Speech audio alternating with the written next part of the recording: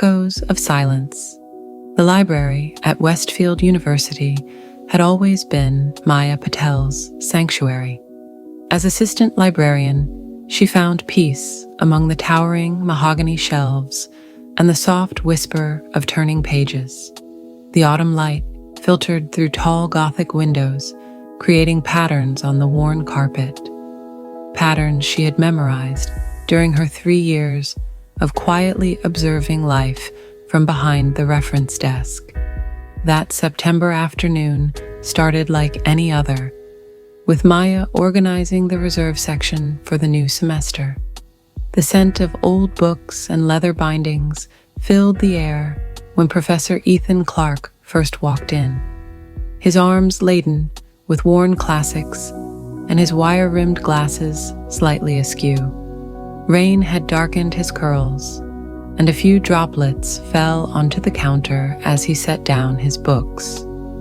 "I'd like to put these on reserve for my Victorian literature seminar," he said, his voice carrying a hint of an accent, something Celtic that made Maya's heart skip unexpectedly.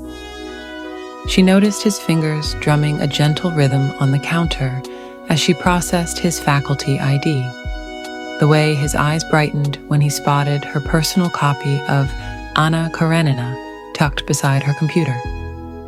"Paveyar and Volokhonsky translation," he asked, gesturing to the book.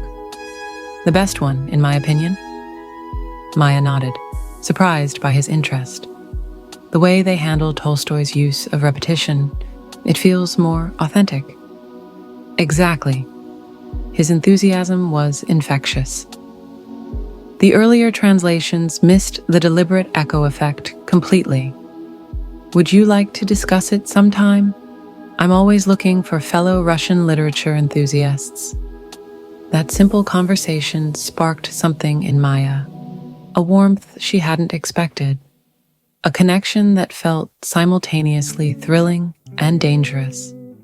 Over the following weeks, she began to notice Ethan's patterns. His Monday, Wednesday, Friday visits, his preference for the East reading room, where afternoon light created a perfect reading atmosphere, the battered thermos of Earl Grey tea he always carried. She found herself creating reasons to be near his usual spot, reshelving books, adjusting thermostats, offering research assistance. Each interaction revealed new layers: his passion for teaching, his dry wit, the way he treated every question from students with genuine interest and respect. Maya knew she was falling in love, and she knew it was foolish. Ethan was a rising star in the English department, brilliant and charismatic. She was the quiet librarian who watched life from the margins. Yet she couldn't help treasuring their literary discussions, the way he remembered her observations about obscure poets, how he sought her opinion on translations and interpretations. The truth came on a rainy Tuesday, when she overheard his phone conversation while delivering a rare book to his table. "Yes, love, I'll pick up the wine." "No, the reservation's at 8. I miss you too, Sophia." The casual intimacy in his voice felt like a physical blow. Maya retreated to the stacks, clutching the book to her chest, her face burning with embarrassment and heartache. For months, she tried to maintain professional distance. She scheduled her lunch breaks to avoid his visits, buried herself in cataloging projects, and volunteered for weekend shifts when she knew he wouldn't be around. But fate had other plans. The university's Jane Austen Society announced a weekend symposium, and Ethan approached her desk with a flyer.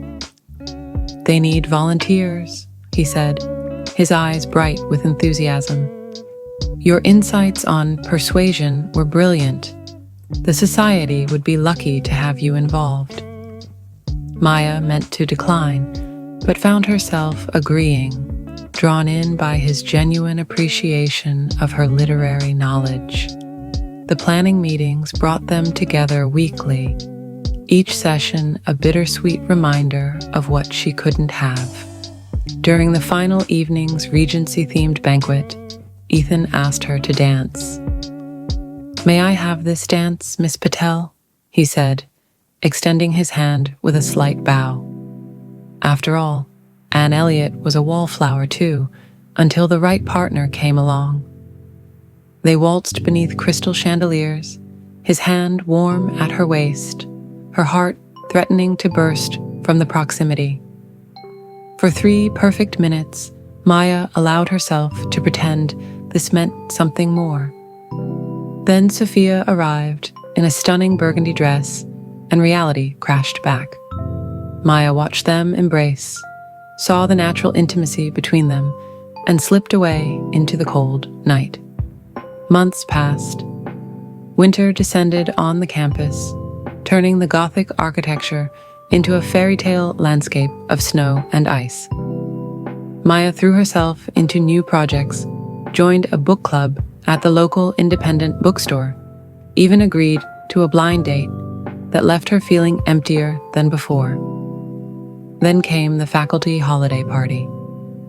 Maya arrived late, hoping to make a brief appearance, but found Ethan alone by the windows. Something in his expression, a weariness that matched her own, drew her to his quiet corner. "No Sophia tonight?" she asked, immediately regretting the question. "No," he replied, his gaze fixed on the falling snow outside. "We're taking some time apart. She got a job in Chicago. Long distance might have worked if we were in a different place, but..." That conversation marked a shift. Coffee meetings became regular occurrences. They explored the university's botanical gardens, spent rainy Sundays in museums, shared quiet dinners where conversation flowed effortlessly.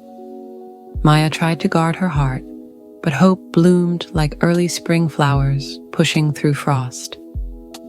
On Valentine's Day, over dinner at a Persian restaurant, Ethan finally spoke the words Maya had both longed for and feared.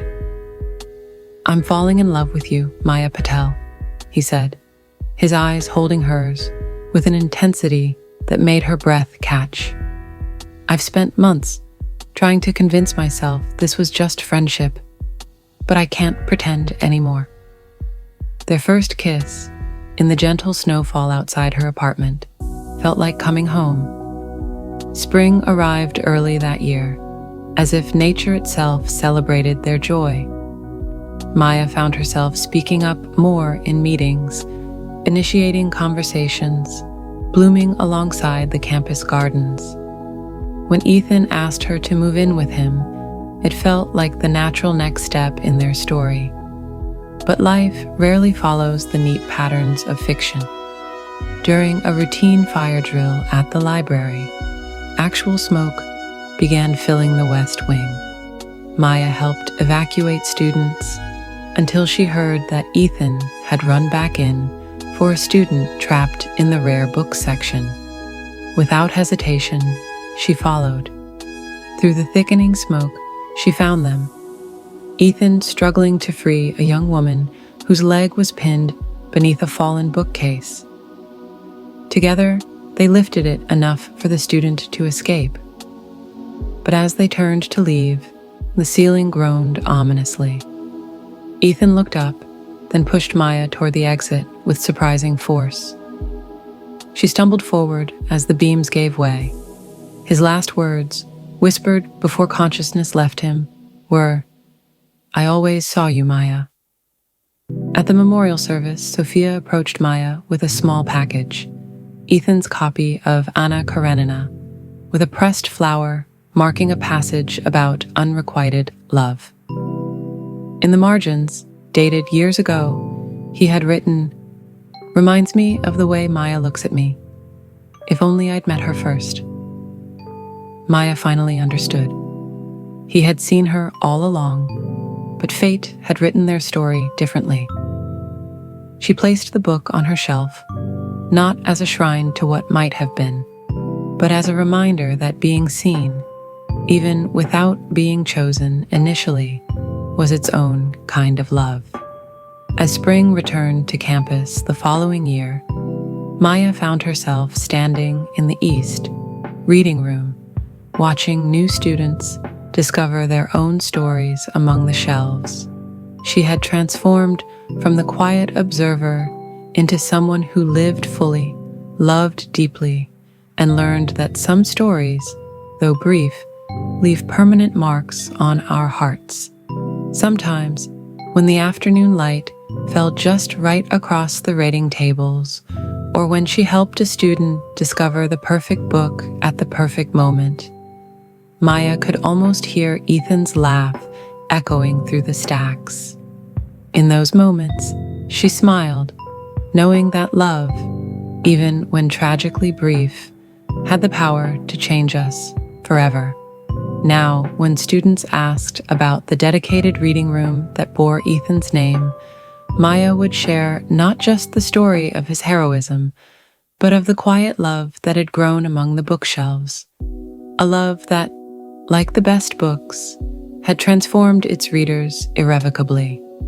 Life continued in the library. New students arrived, old ones graduated, and Maya found her own voice growing stronger with each passing season. She had learned that the best stories weren't always the ones with happy endings, but the ones that changed us, shaped us, and taught us to embrace both joy and sorrow as parts of life's rich tapestry.